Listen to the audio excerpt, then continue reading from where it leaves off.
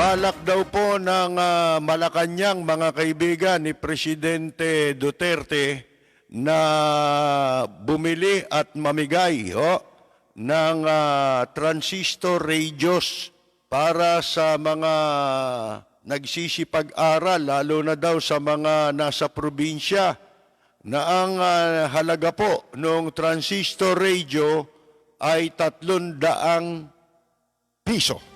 At mga kaibigan, yung isa pong mataas na opisyal nito pong advisor sa National Task Force Against COVID-19 nagbitiw sa kanyang tungkulin dahil daw po sa kawalan ng sense of urgency.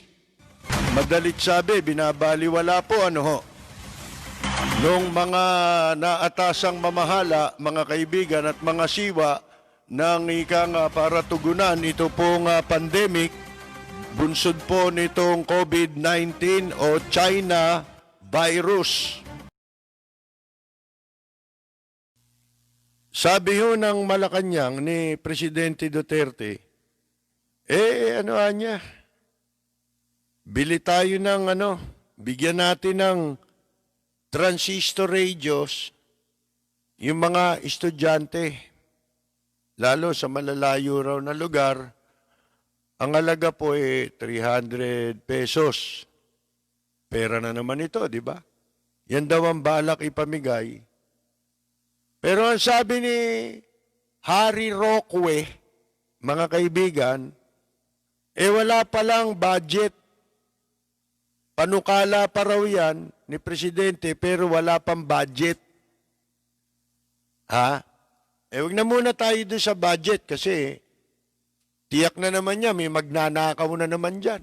Sabi ko nga sa inyo wala pa akong narinig na proyekto at ahensya ng gobyerno rito na naglunsad ng programa, proyekto, ang hindi nabahira ng katiwalian. Kunyari pa itong sa ombudsman. Ngayon mo lang narinig ulit nagsalita yan nung bagong maupo at saka ngayon na lang ulit.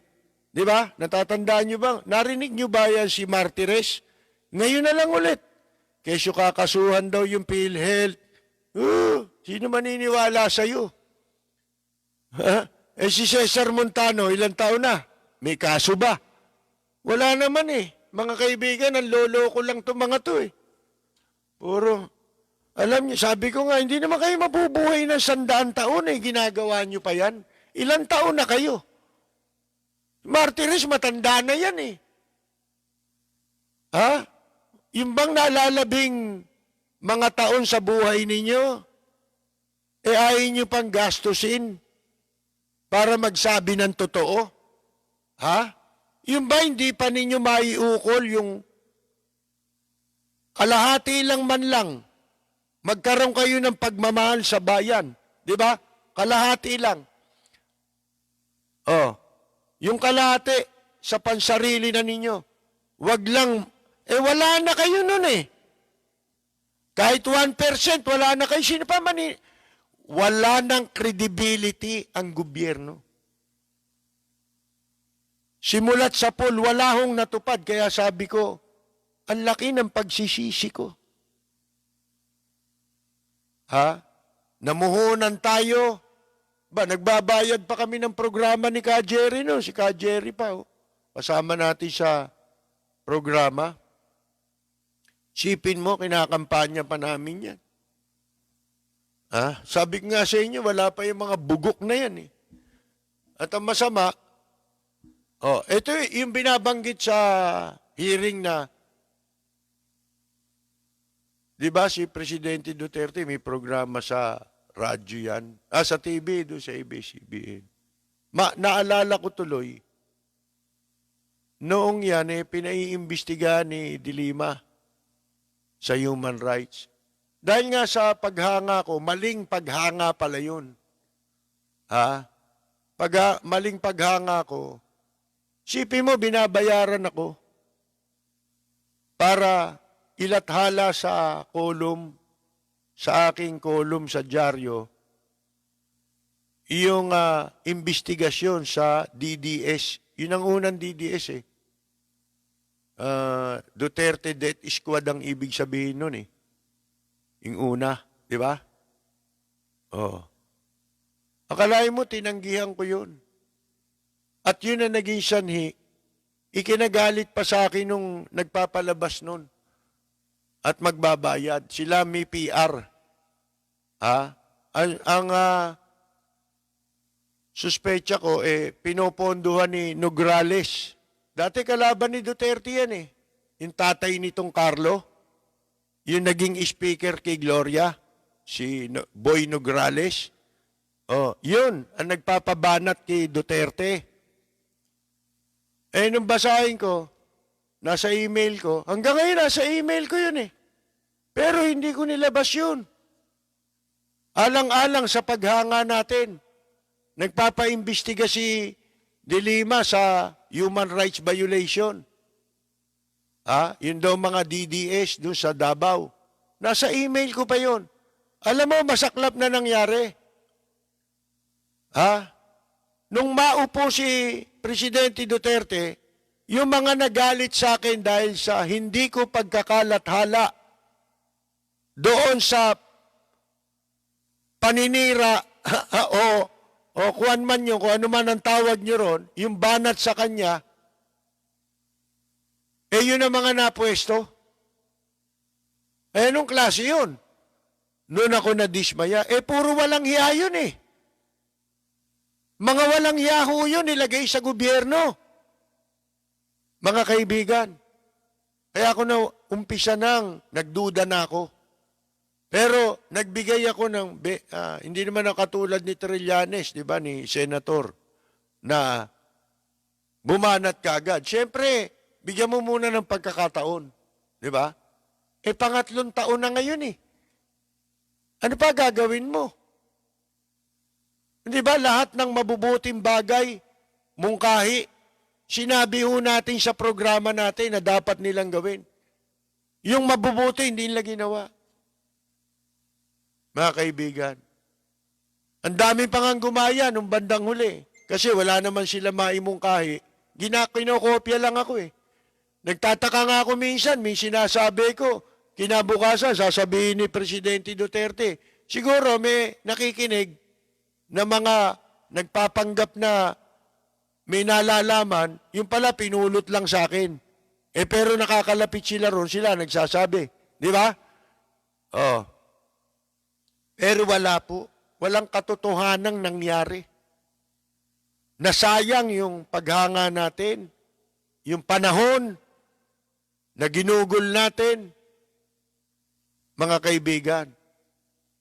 Masama, sabi ko nga sa inyo, isa lang ang katwiran natin eh. Pwede ho kami sa lokohan, basta wag lang matagal. Walang preno kung bumatikos. Malalim at makatwirang komentaryo. Mag-ingat ang mga politikong gumagawa ng kalokohan at baka kayo ay tamaan ng Rapid Fire! Ito ang binabalak nila kaya binabalak nilang bumili ng transistor radio na ipamimigay daw sa mga mag-aaral. Ito, hulaan ko na. Pag natuloy yan, mga kaibigan, pag natuloy yan, yung project na yan, sigurado, papalpak yan. Sipin mo yung lektura, yung pagtuturo ng teacher sa pamamagitan na ng radyo, ang laking gastos nito, di ba? Hindi lamang yung transistor eh. Siyempre, yung radyong ibubuga ng transistor, gagastusan mo yun. Di ba? Maraming makikinabang dito kung gagamitin nila pati yung mga commercial broadcast station. Di ba? Siyempre, una na dyan, crony. Di ba? Pagka-commercial. Kasi meron ng gobyerno eh. Yan nga mga himpilan ng gobyerno na yan, ang dami niyan sa buong Pilipinas. Hindi naman lahat yan tumatakbo eh. Pero ang daming pinasusweldo. Pati saradong istasyon, may sumusweldo, mga multo. Ngayon, kayo, sintido ko mun lang, paano nila patatakbuhin yon? Ako nga, di ba, nagmungkahi ako kung talagang gusto nilang magganyan, ang dapat nilang gawin, pagukulan nila ng panahon, magpondo sila, halimbawa, para sa unang 3 buwan, nire-record yun. Yung curriculum, mga kaibigan, yung lecture para sa ganito. Naka-video na yon, di ba? Naka-video, panonoorin. May visual. Ito radio eh. Binigyan mo ng radio yung estudyante. Nag-lecture ka ngayon sa radyo. Nagsalita ngayon yung teacher. Paano mo masisiguro nakikinig sa iyo yung estudyante, Aber?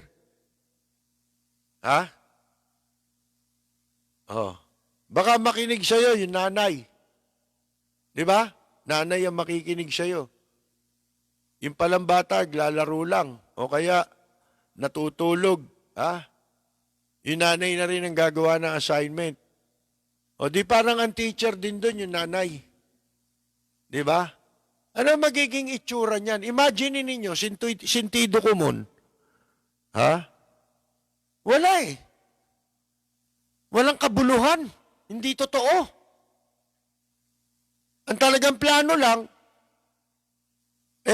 magbayad ka ng tuition. Di ba? Lalo na kung private school para kumita sila. Gusto pa nga, mag-increase na eh. At ang sponsor, abogado para payagan ng pagtataas ng tuition ngayon. Sa harap nitong pangyayari ngayon, walang mga hanap buhay ang tao. Nagagawa pa nila yun na abogaduhan yung pagtataas ng tuition sa mga private schools. Wala akong nakikita, buti nga eh. Wala na si Kuya Cesar ngayon sa radyo eh. Kung si Kuya Cesar ang magtuturo niyan, isipin mo. Ang tagal bago matapos ang klase. Kilala niyo ba si Kuya Cesar? Marami, hindi na rin alam yan. Broadcaster yun eh. Yun yung nagsasalita, napakabagal eh. Mga kaibigan eh. Yung bang nagsalita sa basketball, di ba? Sa sobrang bagal, ganito eh. At ipinasa po ang bola. Sports to di ba? Pag sports, mabilisan yan, di ba? Ang salita ni Kuya Cesar, at ipinasa ang bola kay Kuya Jaworski. At pumito ang referee. Ang sabi ng referee, pururut, pururut. Pati yung pito, may tunog. Ganun magsalita yun tapos na yung basketball, nagsasalita pa siya eh. Mga kaibigan, matagal nang tapos yung basketball eh. Di aantukin yung yung estudyante, makikinig sa radyo. Imagine niyo lahat yan. Malayo sa katotohanan. Kalokohan. Iba yung merong kaharap mo yung teacher. Yun lamang ang i-play mo yan sa TV. Boring yun, di ba? Para sa mga nag-aaral. Nanonood ka. Lalo na yung radyo. Paano mong malalaman paano malalaman ng teacher pagka binigyan mo ng radyo yung estudyante, nangangahulugang katumbas na yun makikinig nga sa lecture yung estudyante. Sabi ko nga sa inyo, ang eskwela ngayon, kaya tayo tinaguri ang mga bobo, pinakabobong bansa o mga estudyante, na may mga estudyante pinakabobo sa buong mundo. Bagsak ang IQ. Kaya maraming walang sentido komon. Bakit?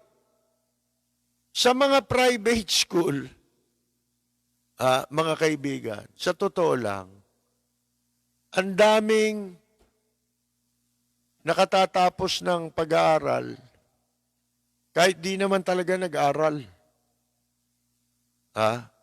Ang importante sa private school, magbayad ka ng tuition. Hindi na nila problema kung may natutunan ka sa kanila o wala. Yun ang concern nila eh. Yung, ano tawag mo ron? Yung tuition, yung pera. Mga kaibigan. Siyempre, pag nag-enroll ka ngayon, huwag mo sabihin di ka sinisingil, pero, automatic na yun, ibibil ka niyan. Di ba? Kahit kailan ka gusto. Ano yun? O di pera, ang purpose, kahit na hindi ka naman makapapasok ngayon. Di ba? Sabi ko nga sa inyo, kung ako may pinag-aaral ako, manigas kayo, kahit sabihin yung pasukan na, wala kaming papapasukin. Di ba? Kaya nga sabi ko hindi nyo na kailangan yung mga batas na para gipitin ang taong bayan. Panatilihin nyo na lang sa bahay. Paano yun? Ipatupad nyo yung ginagawa nyong quarantine. Yan lang naman ang naipapatupad nyo so far sa panahon ng pandemic. Yan lang naman naipatupad nyo Yung walang lalabas, maglalagay ka ng checkpoint, yun lang naman Other than that na initiative o yung konkretong aksyon na nakita tayo, wala. Tingnan niyo nung una pa lang sinasabi natin pag-aralan yung mga gamot sa COVID, yung bakuna o ano pa mang gamot, baka yan kayang imbentohin ng Pilipino. At meron na ngang nagsasabi noon pa na kaya raw yun. Tapos ilang araw nabalitaan natin kinukonsider daw nilang pag-aralan nyo. Alam nyo, yung klinika pala nun, yung pabunan, pinasara ni Duque yun. At hindi nila inadapt yung sistema. Ito ngayon, inaprubahan pala sa Amerika yan. At saka kinukuha ngayon ng Indonesia. Yung sinasabi ngayon na merong,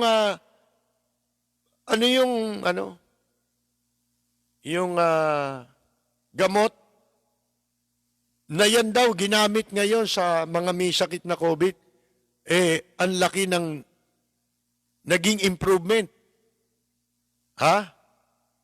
Yung sinasaksak sa mga basketball player, ano yun? May steroid yung gamot. Ganun halos yata yung ini-introduce ng Pabunan, Dr. Pabunan sa Olongapo, Sambales noon, na hindi nga inaprubahan dito, pero sa Amerika inaprubahan.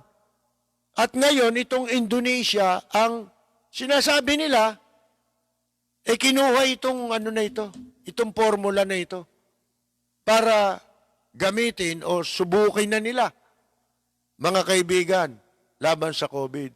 Tingnan mo kawalang yaan. Bakit? Hindi sila kikita Di ba? Kung kikita man sila, bakit malupit sa ito? Siguro may usapan sila sa China. Huwag kayong kukuha ng anumang bakuna o gamot laban sa COVID na hindi sa amin manggagaling. Merong commitment. Yun ang talagang katotohanan dyan, mga kaibigan. Maliban wala ka maisip na dahilan Kaya hindi tayo muunlad dito Sipin mo, panganib na itong hinaharap natin Meron naman magagawa ang mga Pilipino. Hindi nila binibigyan ng pagkakataon. Sinasadya nila, mga kaibigan. At kung pwede, gipitin pa nga nila Sila pa ang gumigipit sa sarili nila, mga kaibigan. So, yan po yung pong pagbubuwis daw sa online sellers. Ang daming umaalma rito, mga kaibigan. At habang ito po ay pinupuwersa na nila ngayon na magsipagparehistro na raw sa Bureau of Internal Revenue, mga kaibigan. Itong mga nagtitinda online. Unang-una, yan po ang tanong natin, anong batas ang sinusunod o saan batas humugot ito pong Bureau of Internal Revenue para obligahin na ito pong mga online sellers ay kanilang buwisan o singilin ng pamahalaan ng buwis. Samantalang, yung pong online gambling na pogo, di ba? Ano yan? Philippine Offshore Gambling, di ba? Operators, hindi po nila makolektahan ng buwis. Walang preno kung bumatikos. Malalim at makatwirang komentaryo. Mag-ingat ang mga politikong gumagawa ng kalokohan at baka kayo ay tamaan ng Rapid Fire!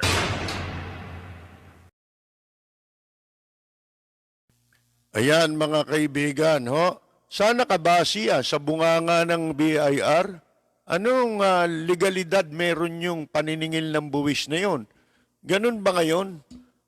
Basta sinabi nilang kukolektahan ka ng buwis, kailangan magbayad ka. Saan kayo humugot niyan? Saan batas ba nasakop yung online? Sige nga, anong batas ng taxation? Sa taxation, yung mga batas sa taxation law, mga kaibigan. Saan nila kukunin yung legitimacy ng kanilang pangungulekta ng buwis sa mga online sellers? Bakit? Ni sa train law yata, wala yan Yung train law na kanilang ipinasa, mga kaibigan, na lalong, wala nang kapag-apag-asa na itong bansang ito makabangon pa economically. Sapagkat, yung train law na yan, tuloy-tuloy yan Wala namang, ang katunayan, nagtaas na naman ang halaga ng gasolina at hindi magtatagal ilang araw, magtataas na naman ang gasolina dahil daw po ang kinakatwiran ay in effect na yung pong pagbabayad o pangungulekta ng buwis sa mga nagbebenta ng mga produktong petrolyo sa ilalim ng train law. Mga kaibigan, sipin nyo dito, mabubuwisan ka, walang pinagbabasihan. Abay mga taran, Walang preno kung bumatikos. Malalim at makatwirang komentaryo. Mag-ingat ang mga politikong gumagawa ng kalokohan at baka kayo ay tamaan ng Rapid Fire! Dito sa pagkamatay ni dating ambasador Eduardo Danding Cojuangco o kung tawagin Boss Danding sa kanyang mga mga sip-sip. Di ba? Pero ang kasabihan nga, mga kaibigan, kahit anong yaman mo, ang tao ka pa rin. Sabi nga sa Biblia, sa alabo ka kinuha, kaya sa alabo ka rin babalik. Ito sana, makita nung mga abusado, mga mapagsamantala, naghahangad na wag na silang maalis sa pwesto, magagawa niyo yan, bakit ba hindi? Ha? Pero ang hindi nyo magagawa, isa lang. Yung mabuhay kayo ng 100 taon. Kasi hindi kayo mabubuhay ng 100 taon eh. Lilipas din kayo eh. At pagka tapos ka na, yung pinaghirapan mong lahat, at dahil sa mga taong pinahirapan mo, marami kang pinahirapan, nasa gobyerno ka, at marami kang pinahirapan dahil yung mga sanggol na isinilang sa panahon mo, pati yung kakainin nung nagatas nung sanggol, pinagkait ninyo eh. Diba? Kinuha ninyo, kayong mga politiko. Kaya tigilan nyo na yung mga, alam na namin yan eh. Yung mga bulaklak na pag namatay, paano nakinabang kayo? Ang Pilipino, wala naman pakinabang dyan eh. Ano ba naging pakinabang dyan? Yung sigurong employment, di ba? Yung in terms of employment, tsaka ang San Miguel Corporation naman, in fairness, magaling naman yan sa management. At ang mga empleyado riyan, wala naman yatang masasabing masama laban sa pagpapatakbo ng kanilang kumpanya dahil nung maliit pa ako, naririnig ko ang San Miguel pati mga karaniwang empleyado tumatanggap ng 1 kabang bigas. Automatic yan, lahat sila. At saka si Danding, di ko man na naging 1 beses ko na nakaharap yan eh. May may pagka mataas na taong masyado. Pagkapakaraniwang ka lang tao, hindi ka ganong, iintindihin yan. Mukha ko nung 1 beses ko lang naman nakaharap yan eh. Ang nagpakilala sa akin yung in-introduce lang ako, kasi siya rin yung nag-imbita sa akin, yung congressman na kaibigan niyang matalik. Ito niya. Wala, hindi man ako pinansin eh. Mga kaibigan. Ngayon, pero very close sa kanya yung tao. Doon ko lang, wala man ako masasabi. Mabait daw si Danding sa kanyang mga tauhan, supporters. Kasi nung wala siya dito, tumakbo sila palabas ng Pilipinas nung bumagsak na si dating Pangulong Marcos. May mga nakapagkukwento sa akin na yung mga dati niyang empleyado doon sa asyenda yata na tuloy ang sweldo nila. Hindi sila na wala ng trabaho. Para ding nandito si Danding. Ibig sabihin, tuloy yung negosyo. Di ba? Usaman silang kumpanya ni Danding nagtatrabaho. Mahusay yun, di ba? Mahusay na amo. Pero yung sinasabi nito mga politiko, mga kaibigan, natatawa lang tayo. Anong mga titulo, mga sinasabi sa kay Danding dahil sa malaking ang kanilang nakinabang. Kung may nakinabang kay Danding, sila. Di ba? Hindi tayong mga mamamayan. Tsaka yung mga tauhan nila. Sa economy natin, malaki rin na naiambag niya, di ba? Kahit na crony siya ni Marcos. Kaya lang, ang masama nga, may mga malalapit kay dating Pangulong Marcos na hindi siya kursunada dahil sa, yung teorya at pagdududa na ating naikwento sa inyo. Para sa mga pulpul, para sa mga abusado, arogante, walang kwentang nilalang, nagtatago sa titulong public servant. empleyado ng gobyerno o politiko at kahit sino ka pa, yan ang tunog na lalatay sa'yo. Walang sisinuhin, walang sasantuhin, basta't tiwali, gigisahin ni Percy Lapid. Si Percy Lapid, dito sa Lapid Fire. Lapid Fire! Percy Lapid, matatag na sandigan ng mamamayan. Pader na di kayang gibain. Ni naman, kahit mga ulupong sa pamahalaan. Lapid Fire! Lapid Fire! Lapid Fire!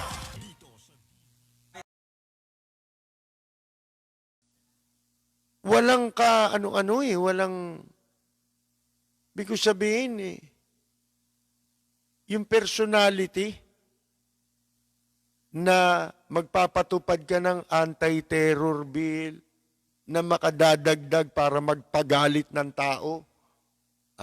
Dahil pinangangambahan na yung batas na gusto nilang ipatupad ay para lamang sa mga gusto nilang gipitin. Mga kaibigan. Para wala nang magsasalita. Kaya nga sabi ko, kung ang talagang yun ang pakay ninyo, nag-aaksaya kayo ng panahon. Huwag na kayong gumawa ng bill. Sayang yan Alam ko naman bakit sinusuportahan niya ng mga mambabatas Kasi mga mambabatas, takot sa kanila lahat Alam niyo kung bakit? Di ba umpisa pa lang pinagbantaan na sila? Huwag kayong loko-loko, baka ipasara ko yung kongreso. Takot sila Hindi baling magipit ang mamamayan. Hindi baling apihin ang kahit sino. Huwag lang silang mawala sa pwesto. Yun ang talagang totoo dyan. Kung bakit sila Soto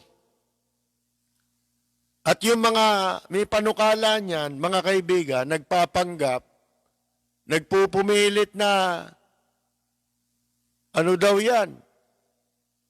Sabi pa nga ni Soto buti nga mayroong anti-terror bill kaysa naman martial law. Nakita ninyo? Kasi pag mag-martial law, wala sila sa pwesto. Di ba? Wala kayo. Kung may martial law. Madali na kayong tadyakan. Di ba? Yan ang totoo. Kaya dito, binebenta lahat ang sambayan ng Pilipino. Itong ang bansa natin, binebenta sa inchik Bentahan Ang umiiral ngayon, puro katrayduran sa bansa at sa mamamayan. Yan ang talagang kalakalan ngayon sa politika, mga kaibigan. Puro katrayduran. Sa taong bayan at saka sa ating bansa.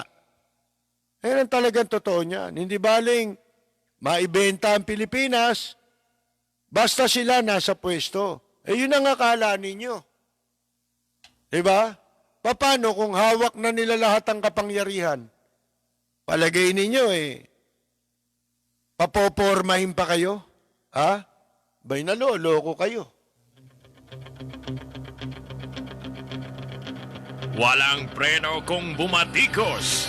Malalim at makatwirang komentaryo. Mag-ingat ang mga politikong gumagawa ng kalokohan at baka kayo ay tamaan ng Lapid Fire! Birthday po ngayon ni Jeanette Dawinan. Siya po'y may bahay ni Archie Dawinan at na taga Columbus, Ohio. Ohio tuloy. Iba naman yung Ohio. Good morning. Ito naman sa Ohio. Si happy birthday. Binabati natin si Jeanette Dawinan na may bahay ni Archie Dawinan dyan po sa Columbus, Ohio. At dahil birthday niya po ngayon, at sa lahat ng mga may kaarawan, narito ang ating pagbati. Para sa nagdiriwang ng kanilang kaarawan, happy birthday ang bati ko.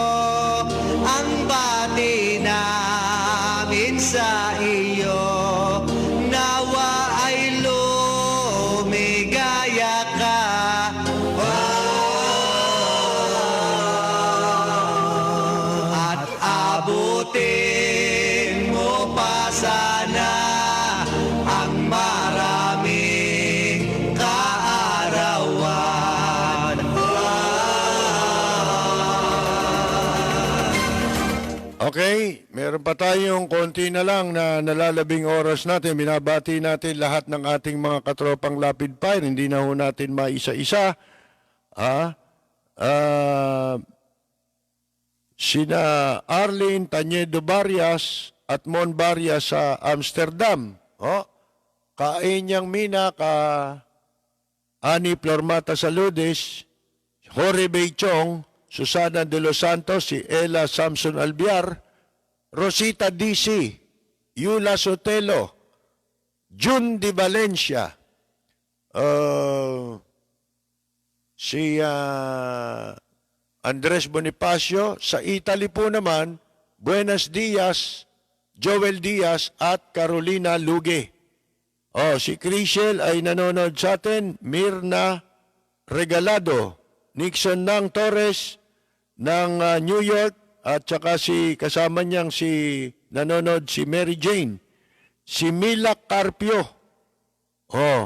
Edwin Javier, June Gases, ang original lead vocalist ng dating bandang Abra Cadabra na nasa Guam. Si Nenita Rafinan, Boyet Potenciano, si Mary Louise D. Melvin Garcia, Edgardo Lim, Maria Cruz, Jess Guevara, June Dal ng California, Milski Kasilhan. Mapapansin ninyo ngayon, dito wala nang dumidepensa halos meron din, mga abogado, isa yata si Justice Carpio dun sa decision, dispalinghadon decision ni Reynalda Estacio, mga kaibigan. Sipin mo, 12 years daw yung cyber libel. Libel? Gaano ba kabigat yung krimen na yun? At nagkaroon ng prescriptive period na 12 years. Saan niya kinuha yun? Tapos, retroactive. Mga kaibigan, wala pang batas nung mangyari. Yung sinasabi nilang crime of cyber libel. Nagkaroon ng batas, mga kaibigan, ilang taon. In-apply mo rin yung batas? Dapat, hindi ba pwedeng kasuhan ng judge ng, di ba meron tinatawag na ignorance of the law? Mabigat yun. Pwede siyang matanggal kung may magsasampa ng kaso laban dun sa judge na humatol sa Rappler. At saka alam po ninyo, ang international community, ganun naman dito sa atin Katulad sa issue ng West Philippine Sea, ng mga Philippine Territory, na winawalang hiya ng China, kinamkam ng China, pinayagan ng gobyerno natin. Isipin ninyo, ang nagtatanggol sa atin, ibang bansa, ang iniimbok nila na para labanan ng China, yung decision pabor sa atin ng International Court, na pumabor sa atin, na kumikilala sa pagmamay-ari ng Pilipinas sa mga teritoryong bigla na lang inokupahan ng mga high-end na inchik na yan, mga kaibigan. Magandang Yumaga! Duke!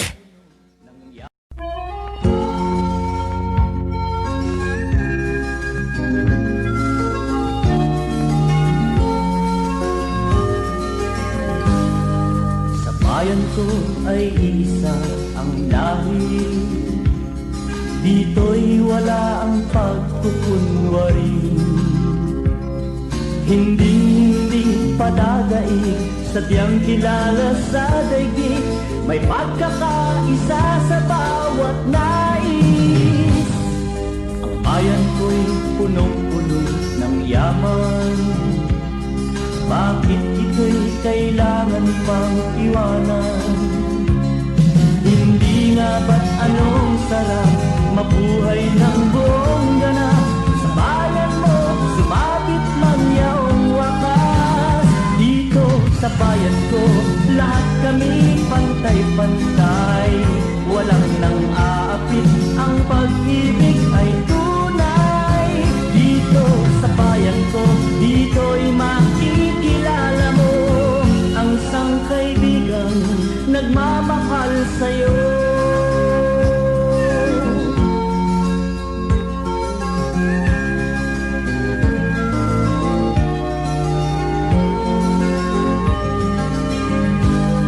Ang bayan ko'y punong-puno ng yaman, bakit ito'y kailangan pang iwanan? Hindi nga ba't anong sarap mabuhay ng buong ganap? Sa bayan mo, sumapit man yaong wakas. Dito sa bayan ko, lahat kami pantay-pantay. Walang nang aapit, ang pag-ibig ay tunay. Dito sa bayan ko, dito'y makikilala mo ang mga kaibigang nagmamahal sa'yo. Dito sa bayan ko, lahat kami pantay-pantay. Walang nang aapit, ang pag-ibig ay tunay. Dito sa bayan ko, dito'y makikilala mo ang isang kaibigan, ang mga kaibigan, ang bawat kaibigan na